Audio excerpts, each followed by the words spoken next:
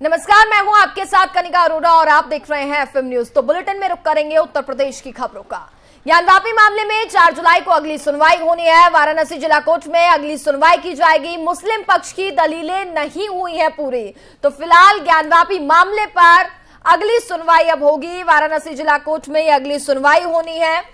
आज भी अगर बात करें तो मुस्लिम पक्ष की दलीलें जो है वो पूरी नहीं हुई है, तो अब अगली सुनवाई होगी इस पूरे मामले पर। ज्ञानवापी मामले पर 4 जुलाई को बताया जा रहा है कि अगली सुनवाई होगी।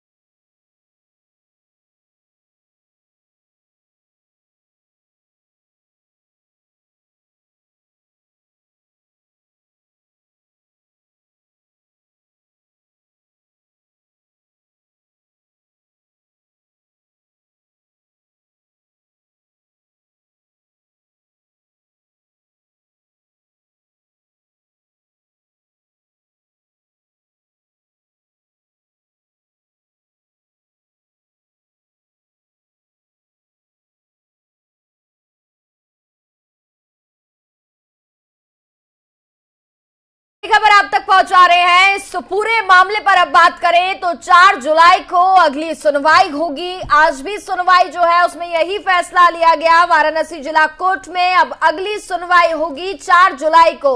तो बड़ी खबर आप तक पहुंचा रहे हैं। मुस्लिम पक्ष की दलीलें जो है वो पूरी नहीं हुई है, इसको लेकर के ये फैसला जो है वो लिया गया है। अब अगली सुनवाई जो है वो 4 जुलाई को की जाएगी।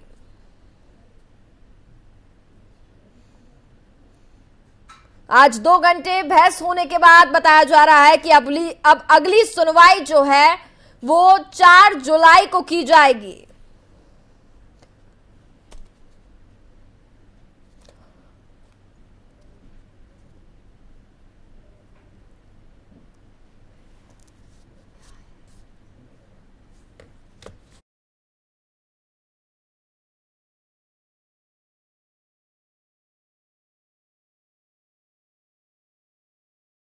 खबरों में आगे बढ़ते हैं। हाईकोर्ट से आशीष मिश्रा को राहत नहीं मिली है। जमानत याचिका पर कोर्ट ने तारीख तय की है। अब 8 जुलाई को याचिका पर अगली सुनवाई की जाएगी। लखीमपुर हिंसा के मुख्य आरोपी हैं आशीष मिश्रा। जमानत याचिका पर कोर्ट ने अब तारीख जो है वो तय की है। अब 8 जुलाई को याचिका पर अगली सुनवाई की जाएगी। बता दें कि लखीमपुर हिंसा मामले में आशीष मिश्रा मुख्य आरोपी हैं। अब इनकी सुनवाई जो है वो 8 तारीख को की जाएगी। हाईकोर्ट से आशीष मिश्रा को राहत जो है वो नहीं मिल पाई है। जमानत याचिका पर कोर्ट ने तारीख जो है वो तय कर दी है और अब 8 जुलाई को याचिका पर अगली सुनवाई होगी।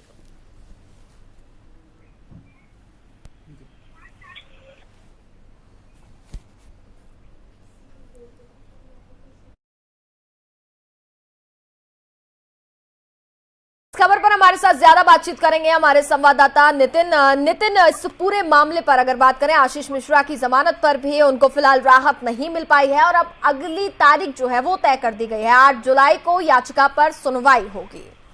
बिल्कुल कनका जी, आपको बताना चाहूंगा कि लखीमपुर हिंसा में मुख्य आरोपी आशीष मिश्रा की जमानत पर अगली सुनवाई 8 जुलाई को तय करी गई है, जिसमें आपको बताना चाहूंगा इससे पहले 25 तारीख को 25 मई को सुनवाई थी, लेकिन कल गई थी। उसके बाद आज 30 मई को सुनवाई थी। उसमें कहीं ना कहीं जज ने 8 जुलाई की तारीख अंतिम दे दी गई है। देखने वाली बात यह होती है कि लगातार कहीं ना कहीं किस तरह से मुश्किलें बढ़ी हुई है अजय कुमार मिश्रा और ये आशीष मिश्रा की। वहीं आपको बताना चाहूंगा लखीमपुर हिंसा के मुख्य आरोपी केंद्रीय राज्य मंत्री आशीष मिश्रा की की जमानत पर अगली सुनवाई 8 जुलाई को होगी, सोमवार को हुई सुनवाई में इलाहाबाद हाईकोर्ट की लखनऊ बेंच ने 8 जुलाई की तारीख तय करी है और इससे पहले 25 मई को मामले में सुनवाई हुई थी। वीडियो कॉन्फ्रेंसिंग के माध्यम से अदालती सुनवाई शुरू हुई थी। डीजीसी की ओर से 4 आरोपियों के डिस्चार्ज एप्लीकेशन को बेबुनियाद बताते हुए उनके खिलाफ आपत्ति दाखिल की गई थी। डीजीसी अरविंद त्रिपाठी ने बताया था कि सघन जांच के बाद पर्याप्त सबूतों के आधार पर आरोप पत्र दाखिल हुआ था, जिसमें संज्ञान लिया जा चुका था। आपको बताना चाहूंगा कि इसके स्तर पर आरोपियों को डिस्चार्ज नहीं किया जा सकता था, क्योंकि अपनी आपत्ति दाखिल करते हुए उन्होंने बताया था कि आशीष मिश्रा, मोनू, आशीष पांडे, लवकुश राणा और सुमित जायसवाल के डिस्चार्ज प्रार्थना पत्रों पर पहले ही आपत्ति दाखिल की जा चुकी है। धर्मेंद्र बंजारा सहित 4 आरोपियों के खिलाफ भी आपत्ति दाखिल की गई। तो ये कहा जा सकता है कि लगातार कहीं ना कहीं मुश्किलें बढ़ती हुई नजर आ रही हैं और अभी इतनी जल्दी उनको नहीं मिल पाएगा अदालत की जो सोच रहे थे कि यहाँ हाईकोर्ट से उनको राहत मिलेगी। लेकिन अब देखने वाली बात यह होती कि उनकी वकील किस तरह से पैरवी कर रहे हैं, क्योंकि सबसे अहम भूमिका वकील की रहती है और क्या किन कागजों को लगाया है और आगे क्या जजमेंट रहता है। जी बिल्कुल नितिन, बहुत बहुत शुक्रिया आपका तमाम जानकारी के लिए।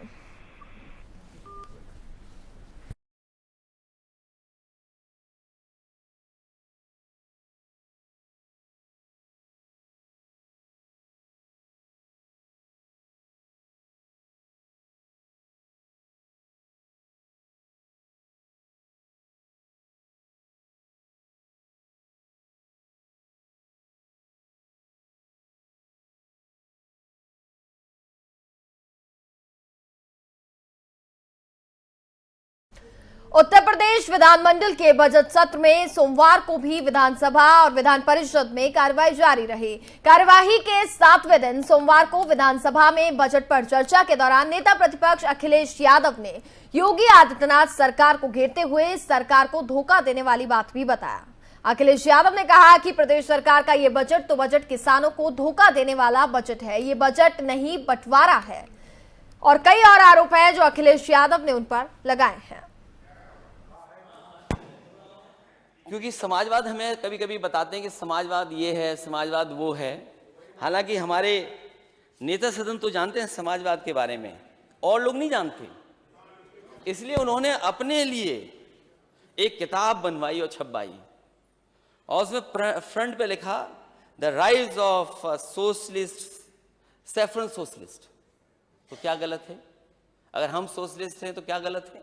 आप भी तो सोशलिस्ट हो। क्या ये जो किसानों को आप पैसा बांट रहे हो, क्या ये सोशलिस्ट सिद्धांत नहीं है? क्या आप बेटियों को जो पैसा दे रहे हैं, ये बात अलग है, आपने वादा कुछ किया, दे कुछ रहे हो। जो गरीब बेटियों को दे रहे हो, क्या वो समाजवादी सिद्धांत नहीं है क्या? तो मुख्यमंत्री जी तो जानते हैं, नेता सदन तो समझते हैं, इसलिए उन्होंने किताब अपने लिए लिखवाई, the rise of a saffron socialist. अगर हम सोशलिस्ट नहीं समझ पा रहे कि सोशलिज्म क्या है, तो कम से कम हमारे विपक्षी लोग समझाएं। और अगर विपक्षी लोग नहीं समझते हैं तो कम से कम कॉन्स्टिट्यूशन की बुक पढ़ ले, प्रियम्बल में सोशलिस्ट वर्ड है। ये सोशलिस्ट पार्टी की योजना नहीं थी, ये गरीबों की समाजवादी पेंशन थी, और प्रियम्बल में सोशलिस्ट है। और अगर सोशलिस्ट पे प्रश्न लगाते हैं तो आप डेमोक्रेटिक भी नहीं हैं, आप लोकतंत्र पे भरोसा नहीं करते हैं। और अगर लोकतंत्र पे भरोसा नहीं करते हैं और समाजवादी नहीं हैं, तो आप सेकुलर भी नहीं हो सकते। इन तीनों के एक दूसरे की मदद करते हैं, एक दूसरा निर्भर करता है एक दूसरे पर। इसीलिए कहा गया कि हमारा डेमोक्रेटिक सोशलिस्ट सेकुलर कंट्री है। अगर आप सोशलिस्ट नहीं है तो सेकुलर नहीं है, ना डेमोक्रेटिक है, और एक भी अगर हटा दोगे तो हमारा देश नहीं चल सकता।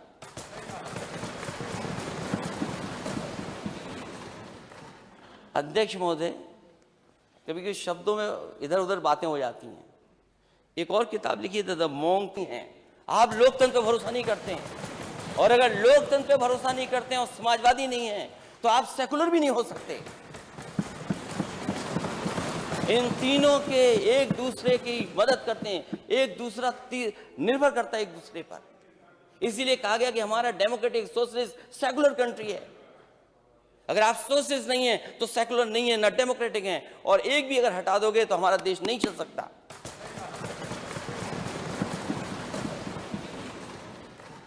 अध्यक्ष महोदय, कभी कभी शब्दों में इधर उधर बातें हो जाती हैं। एक और किताब लिखी थी, the monk who became chief minister.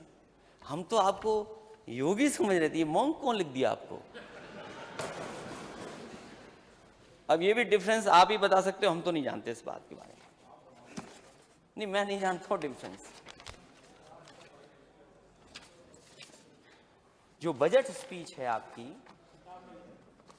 और जो बजट स्पीच है आपकी और जो जनता को वादे किए, जो बजट आप रखते हो, जो बजट खर्च करते हो, उसमें गैप है। जो आपका लोक कल्याण संकल्प पत्र है और जो आपका बजट है, इसमें नहीं है कुछ। और अगर 5 साल की बात कर रहे हो तो पिछले 5 साल में क्यों नहीं पूरा किया आपने? किसानों की आय दोगुनी क्यों नहीं की?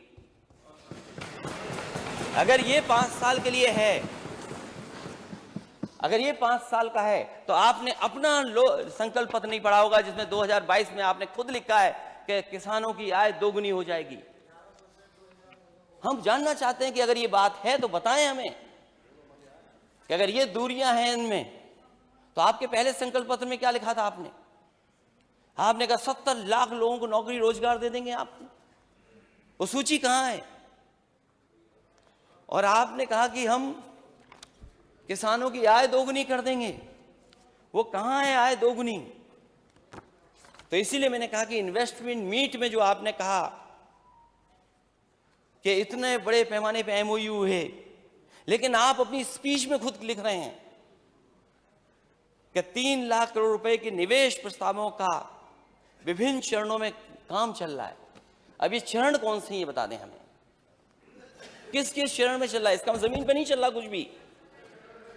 और फिर जो बड़ी बड़े सपने दिखाए जा रहे हैं डिफेंस कॉरिडोर के,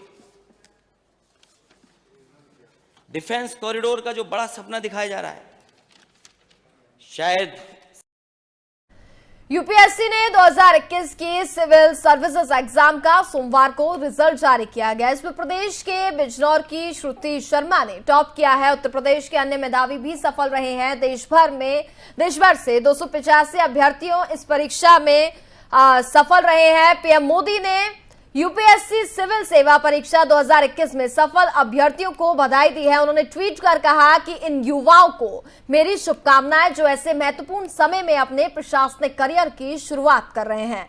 अब हम आजादी का अमृत महोत्सव मना रहे हैं। वहीं मुख्यमंत्री योगी आदित्यनाथ और वित्त एवं संसदीय कार्य मंत्री सुरेश कुमार खन्ना ने भी श्रुति शर्मा के साथ अन्य सफल अभ्यर्थियों को बधाई दी है।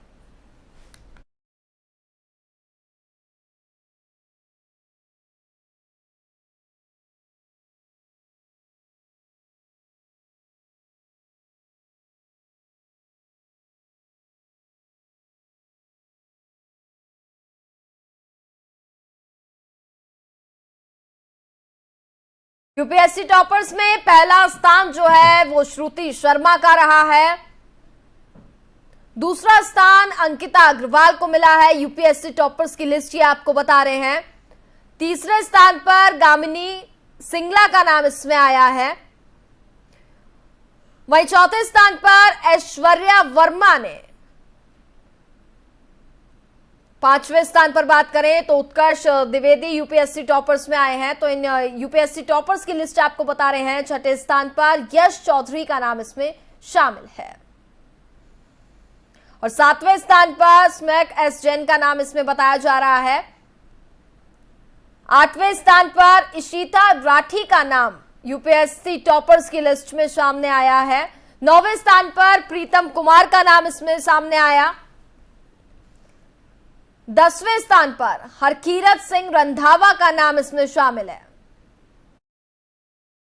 स्थान पर श्रुति शर्मा का नाम इसमें शामिल आया, जिसमें यूपीएससी टॉपर्स की लिस्ट में 10 नाम हमने आपको बताएं और इन सभी को प्रधानमंत्री नरेंद्र मोदी व सीएम योगी आदित्यनाथ ने भी बधाई दी है।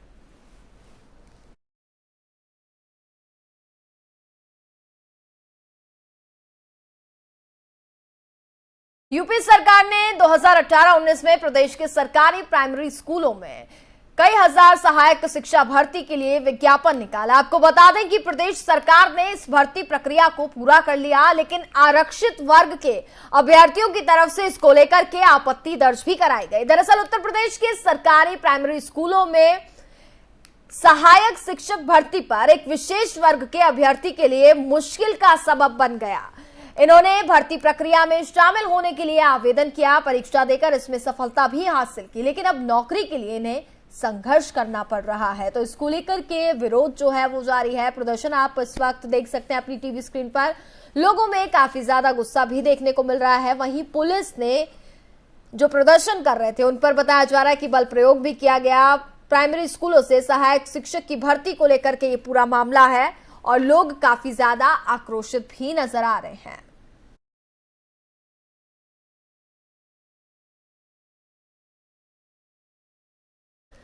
लखनऊ में मस्जिद को लेकर बीजेपी नेता अभिजीत मिश्रा ने मुद्दा उठाया। दरअसल उन्होंने दावा किया है कि हुसैनगंज स्थित छितावरपुर में मस्जिद में शिवालय है। आपको बता दें कि सोशल मीडिया पर अभिजीत मिश्रा ने शिवलिंग में जलाभिषेक करने की बात कही थी, जिसको लेकर के अभिजीत मिश्रा को पुलिस ने हाउस अरेस्ट किया। इसके साथ ही उन्होंने शिवालय वाली मस्जिद में जलाभिषेक करने की बात भी कही, जिसको लेकर के मस्जिद परिसर में सुरक्षा बढ़ाई गई।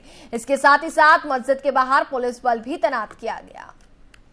तो मस्जिद में शिवालय का दावा किया जा रहा है, मस्जिद में जलाभिषेक करने की भी बात कही गई। इसको लेकर के काफी ज्यादा विवाद जो है वो देखने को मिला। उसके बाद मस्जिद के बाहर भी सुरक्षा काफी ज्यादा बढ़ा दी गई है। इसके साथ ही पुलिस बल भी वहां पर तैनात किया गया।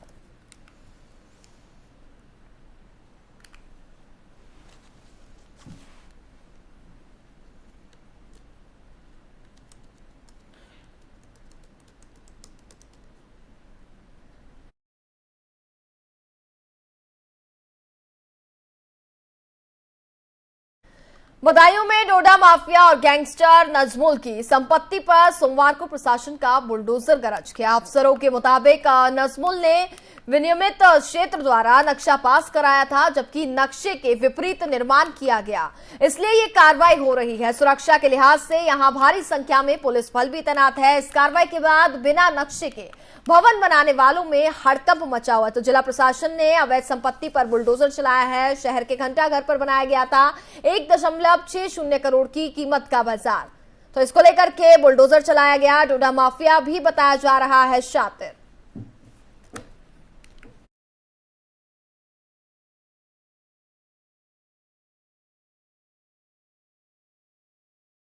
खबरों में आगे बढ़ते हैं। अपराधियों के हौसले दिन पर दिन बुलंद होते जा रहे हैं। सुपरमार्केट को निशाना बनाया गया, गन पॉइंट पर लाखों की लूट को अंजाम दिया गया। गंगा घाट कोतवाली क्षेत्र की यह पूरी घटना बताई जा रही है। उन्नाव जिले के शुक्लागंज में कोतवाली गंगा घाट क्षेत्र में बदमाश सुपरमार्केट से लूट कर फरार हो गए। इसकी सूचना मिलने पर पुलिस मौके पर पहुंची और जांच भी शुरू की। मामला राजधानी मार्ग स्थित सुपरमार्केट इजी डे का है, जहां बैग लेकर के एक बदमाश घुसा और गन पॉइंट पर 8 लाख रुपए की लूट करते हुए भाग निकला। तो दिन दहाड़े ये लूट की वारदात को अंजाम दिया गया। यानी कि अपराधियों के जो हौसले हैं आप समझ सकते हैं कि कितने ज्यादा बुलंद है। गंगा घाट कोतवाली क्षेत्र का यह पूरा मामला बताया जा रहा है। दिन दहाड़े लूट की वारदात को अंजाम दिया गया। इजी डे के अंदर घुस करके गन पॉइंट के जरिए 8 लाख रुपए की लूट को अंजाम दिया गया।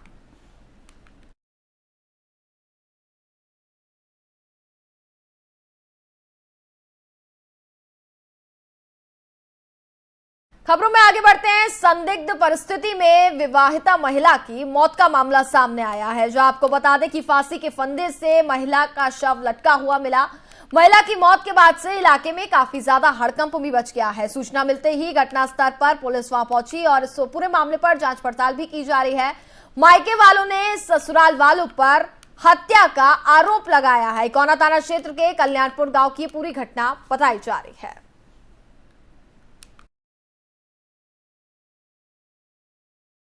मौत हुए लोग मार दिए हैं गला दबा के, उसके बाद पंखे से लटका दिया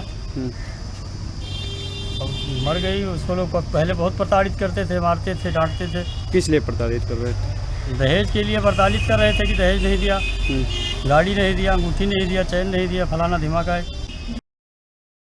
में कश्मीरी पंडितों की व्यथा को बयान करने वाली फिल्म द कश्मीर फाइल्स पर जमकर राजनीति हुई, तो वहीं एक और फिल्म अब राजनीतिक गलियारे छूती दिखाई दे रही है, जो लव जिहाद पर बनी है। आपको बता दें कि इसी फिल्म को लेकर के काफी ज्यादा बवाल भी बचा था फिलहाल कश्मीर फाइल्स को लेकर के।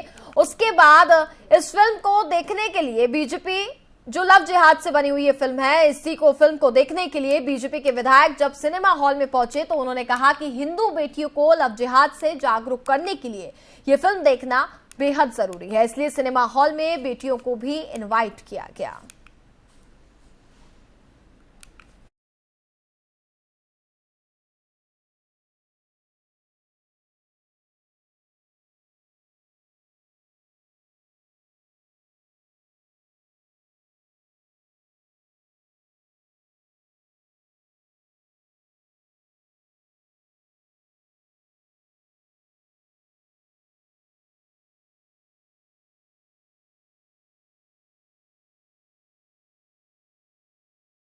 इसी के साथ फिलहाल इस बुलेटिन में बस इतना ही। देखते रहिए एफएम न्यूज। नमस्कार।